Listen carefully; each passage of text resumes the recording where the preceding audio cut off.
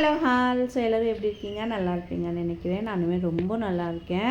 So இன்றைக்கி என்ன vlog அப்படின்னா, நாங்கள் ஊருக்கு போயிருந்தோம். ஸோ ஊரில் வந்துட்டு ஒரு 3 விஷயம் வந்து இன்றைக்கி பார்த்துட்டு வந்திருக்கோம். ஸோ சூப்பராக இருந்துச்சு. இந்த ஊரெல்லாம் எனக்கு ரொம்ப பிடிச்சிருந்துச்சி. ஸோ அதுதான் நீங்கள் வீடியோக்குள்ளே பார்க்க போகிறீங்க. ஸோ நம்ம சேனல் ஏதாச்சும் ஃபஸ்ட் டைம் பார்க்குறீங்க அப்படின்னா சப்ஸ்கிரைப் பண்ணிக்கோங்க. இந்த வீடியோ பிடிச்சிருந்தா ஒரு லைக் பண்ணிவிடுங்க. ஸோ வாங்க நம்ம வீடியோக்குள்ளே போகலாம். காலையில் வந்து 4 மணிக்கே வீடு விட்டாச்சு. ஸோ 4 மணிக்கு கிளம்புனா தான் பெங்களூர்லேருந்து சீக்கிரமாக போக முடியும். ஸோ 6 மணி ஆகிடுச்சு அப்படின்னா ஸோ நம்ம பெங்களூர் தாண்டவே வந்து 1.5 மணி நேரம் 2 மணி நேரம் ஆகிடும். அதனால வந்துட்டு நாங்கள் 4:30 மணிக்கே வந்து வீடை விட்டுடலாம் அப்படின்ட்டு விட்டாச்சு. ஸோ போகிற வழியில் வந்து செம்ம குளிராக இருந்துச்சு. ஸோ டீ குடிக்கலாம் அப்படின்ட்டு போய் டீ குடிக்கலான்னு போனோம். ஸோ சேரில் வைக்கிறதா அந்த சேரெல்லாம் அப்படியே ஐஸ் கட்டி மாதிரி இருக்குது. ஸோ எங்கள் அம்மா வந்து உக்காரவே இல்லை. அந்த சேர் அவ்வளோ சில்லுன்னு இருக்குது, நான் உக்கார மாட்டேன் அப்படின்ட்டு நின்றுட்டே இருந்தாங்க. ஸோ என்னோட சித்தி பசங்க, அதுக்கப்புறமா அம்மா, என்னோடய தம்பி, ஸோ எல்லாருமே வந்து போயிருந்தோம். அங்கே போட்டு சூப்பராக வந்து ஒரு டீயை குடித்தோம். சூப்பராக இருந்துச்சு டீ. எனக்கு அது ரொம்ப பிடிச்சிருந்துச்சி எனக்கு. சரி அப்படியே டீ குடிச்சிட்டு வண்டியில் ஏறியாச்சு. ஸோ ஏறிட்டு அப்படியே வீட்டுக்கு போயாச்சு. எங்கள் ஊர்லேருந்து வீட்டுக்கு போயிட்டு சாரீ கட்டிட்டு ரெடி ஆகிட்டு அங்கேருந்து கிளம்பலாம் அப்படின்ட்டு. ஸோ நானும் என்னோடய தங்கச்சி 2 பேரும் வந்து சாரீ கட்டணும். என்னோடய சித்தி பொண்ணு, ஸோ அதான் தங்கச்சின்றேன்.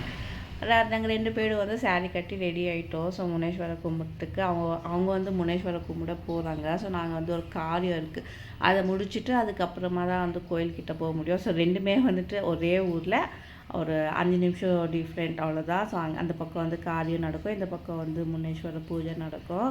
அதனால வந்துட்டு எல்லாருமே ஒரே காரில் போயிட்டோம். ஸோ காரில் போயிட்டு அங்கே வந்து நாங்கள் வந்துட்டு காரியம் நடக்கிற அவங்க வீட்டுக்கு போயிட்டு ஸோ பார்த்துட்டு அங்கேயே ரொம்ப நேரம் ஆகிடுச்சி. ஸோ 12:30 மணி ஆகிடுச்சி. அது முடிக்கவே ரொம்ப கஷ்டமாக தான் இருந்துச்சு. ஏன்னா முனேஸ்வர பூஜையும் நாங்கள் போகிறதுக்குள்ளேயே முடிஞ்சிருந்துச்சா. ஸோ ரொம்ப கஷ்டமாக இருந்துச்சு. அதுக்கப்புறமா அந்த ஊரெல்லாம் எனக்கு அவ்வளோ பிடிச்சிருந்துச்சி. ஸோ பச்சை பசேன்னு இருந்துச்சா. எனக்கு அதெல்லாம் பார்க்குறப்போ அவ்வளோ நல்லா இருந்துச்சு. ஸோ நம்மளும் வந்து இங்கேயே இருக்கக்கூடாதா, அந்த மாதிரி எல்லாம் ஒரு எண்ணம் இருந்துச்சு. நாங்களும் பார்த்துட்ருக்கோம். ஸோ ஒரு ஏக்கராக வேணுமா இருக்கா பார்க்கலாம், பம்ப் செட்டெல்லாம் இருக்கணும் அப்படின்ட்டு பார்த்துட்ருக்கோம். ஸோ கிடச்சிச்சின்னா கண்டிப்பாக அதை வாங்கிடலாம் அப்படின்ட்டு. அதுக்கப்புறம் வந்து பாப்பாவுக்கு வந்துட்டு எல்லாம் காட்டிகிட்டு இருந்தாங்க. ஸோ அவங்க அப்பா போயிட்டு இது மாடு, இது ஆடு அப்படின்ட்டு எல்லாத்தையும் வந்து காட்டிகிட்டு இருந்தாங்க. நானுமே வந்துட்டு சொல்லி கொடுத்துருந்தேன். ஸோ இது என்ன மரம், கொக்கனட் ட்ரீ நிறையா, தென்னை மரம் நிறையா இருந்துச்சு. ஸோ அதெல்லாம் நல்லா காட்டிகிட்டு இருந்தேன். அதுக்கப்புறமா அந்த புளிய மரம் நிறையா இருந்துச்சு. ஸோ பெரிய புளிய மரம் இருந்துச்சு. அதை பார்க்கவே அவ்வளோ பெருசாக இருந்துச்சா. இதெல்லாம் ஃபஸ்ட்டு எங்கள் ஊரில் வந்து எங்கள் வீட்டு பக்கத்துலேயே இருக்கும். எங்களது வந்து அவ்வளோ சூப்பராக இருந்துச்சு இடம். ஸோ எல்லாமே ஒரு என்ன சொல்கிறது, போயிடுச்சு. அது வந்து பேச முடியாது. ஸோ இல்லை பார்த்தா அவங்களும் மனசு கஷ்டப்படுவாங்க. அதனால் வந்துட்டு அதை பற்றி பேச வேண்டாம். அதுக்கப்புறமா வந்துட்டு பாப்பா மண்ணில் ஆடிட்டே இருந்தா. சரி உடம்பெல்லாம் இதுவாக இருந்துச்சு அப்படின்ட்டு ஊர் சும்மா போயிட்டு உடம்பெல்லாம் கழுவிட்டு துணி மாற்றிட்டு அதுக்கப்புறமா வந்து காலையில் நடக்கிற இடத்துக்கு போய் உக்காந்துருந்தோம். ரொம்ப நேரம் உட்காந்துருந்தோம். ஸோ என்ன பண்ணுறதுன்னு தெரியல. பாப்பா வந்துட்டு ஐயோ எனக்கு தூக்கம் வருது அப்படின்ட்டு ஒரு துண்டை விரித்து படுத்துட்டா. அதுக்கப்புறம் நாங்கள் அதெல்லாம் முடித்து முனேஸ்வரை கும்பிடலாம் அப்படின்ட்டு போயிருந்தோம். ஸோ அங்கே பூஜை முடிஞ்சிருச்சு. ஸோ போகிற வழியில் அவ்வளோ சப்போட்டா மரம், தென்னை மரம், வாழை மரம், ஸோ நிறையா இருந்துச்சு. ஸோ அதெல்லாம் பார்க்க அவ்வளோ நல்லா இருந்துச்சு. எனக்கு வந்து அந்த ஊர்லேயே இருக்கணும் அந்த மாதிரி தோணிடுச்சு எனக்கு. அதுக்கப்புறமா வந்து முனேஸ்வரர்கிட்ட போய் ஒரு ஃபோட்டோ வச்சு பிடிச்சிக்கலாம் அப்படின்ட்டு சாமி கும்பிட்டுட்டு ஒரு ஃபோட்டோ பிடிச்சிட்டு ஸோ அந்த இடம் ஃபுல்லு சுற்றி பார்த்துட்டு இருந்தேன்.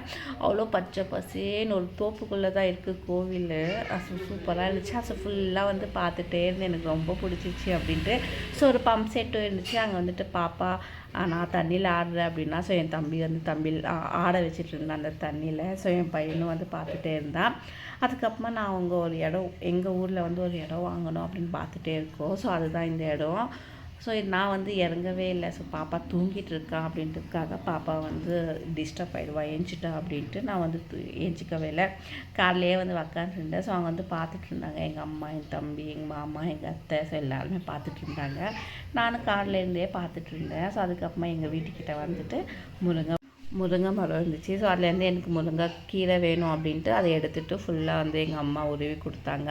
ஸோ எங்கள் அத்தையும் உட்காந்து உருவிட்டு இருந்தாங்க. அதுக்கப்புறமா வந்துட்டு கொய்யா மரம் இருந்துச்சு. அதில் ஸ்வீட்டாக இருக்கும். கொய்யா சின்னதாக தான் இருக்கும் கொய்யா மரம், கொய்யாக்காய், ஆனால் அவ்வளோ ஸ்வீட்டாக இருக்கும். ஸோ அதை பிடுங்கி சாப்பிட்டுட்டு அப்படியே வந்து ஊருக்கு கிளம்பியாச்சு. ஊருக்கு வர்றப்போ வழியில் வந்துட்டு சரி எல்லாம் பசிக்குது அப்படின்னு சொன்னாங்களா. சரி அதனால் ஒரு சிம்பிளாக இட்லி தோசை சாப்பிட்லாம் அப்படின்ட்டு A2Bயில் தான் நிறுத்தினோம். ஸோ அங்கே போயிட்டு எல்லோரும் வாங்கி சாப்பிட்டாங்க. பட் ஆனால் நான் வந்துட்டு சாப்பிடவே இல்லை. நான் வந்து ஒரே ஒரு ஏன்னா மத்தியானம் சாப்பிட்டுட்டு அங்கே வந்து மட்டன் சாப்பாடு போட்டிருந்தாங்க, மட்டன் சிக்கன் எல்லாம் நிறைய சாப்பிட்டுட்டேன். எனக்கு வயிறு ஃபுல்லாக இருக்குது, எனக்கு வேண்டாம் அப்படின்னு நான் ஒரே ஒரு காஃபி மட்டும் குடித்தேன். ஸோ எல்லாருமே வந்து பசிக்குது அப்படின்னாங்க. எல்லாருக்குமே வந்து ஒரு தோசை, இட்லி ஸோ அந்த மாதிரி வந்து வாங்கி சாப்பிட்டாங்க. சூப்பராக இருந்துச்சு. A2Bல வந்து எனக்கு ரொம்ப பிடிக்கும். ஸோ நானுமே சாப்பிடணும்னு நினச்சேன். ஏன்னா எனக்கு வயிறு ஃபுல்லாக இருக்குது, வேணாம் அப்படின்னு நான் ஒரு காஃபி மட்டும் குடிச்சிட்டு வந்துட்டோம் வீட்டுக்கு. ஸோ எங்கள் அம்மா அதுக்கப்புறமா சித்தி பசங்க எல்லாரையும் வந்துட்டு எங்கள் அம்மா வீட்டிலேயே இறக்கி விட்டுட்டு அதுக்கப்புறமா நாங்கள் வந்து வீட்டுக்கு கிளம்பிட்டோம். ஸோ அவ்வளோதான். இந்த vlog கண்டிப்பாக உங்களுக்கு பிடிச்சிருக்கோன்னு நினைக்கிறேன். ஸோ பிடிச்சிருந்தா என்னோடய சேனலை சப்ஸ்கிரைப் பண்ணிக்கோங்க.